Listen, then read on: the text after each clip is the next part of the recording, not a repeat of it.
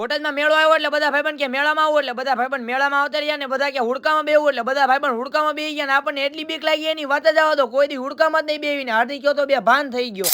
તો કેમ છો બધા મિત્રો, મજામાં દેશો? આપણા નવા મિની વ્લોગમાં તમારું બધાનું સ્વાગત છે. જે આપણે નિશાળેથી આવ્યા છે. કાલની જેમ આજે બોટાદમાં વરસાદ જેવું વાતાવરણ થઈ ગયું. હમણાં વરસાદ આવશે પણ વરસાદ આવતો જ નહીં કોઈ દી. कैसा लगा मेरा मजाक?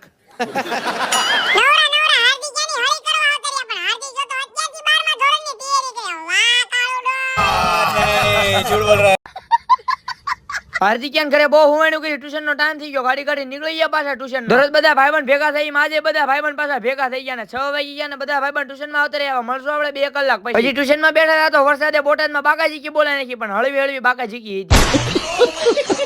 અચાનક સાહેબ ને કામ આવી ગયું ને સાહેબ 12 વાગ્યા. બધા ભાઈબંધ કે આરામ કરી લઈએ એટલે બધા ભાઈબંધ આરામ કરવા બેસી ગયા કારણ કે બધા નોકરિયાત સીવીને એટલે.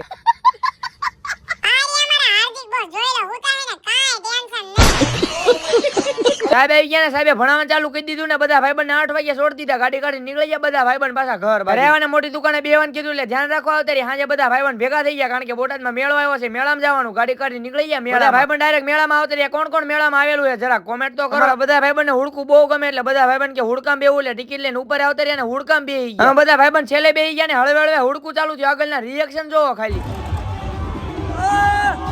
બાપ રે બાપ.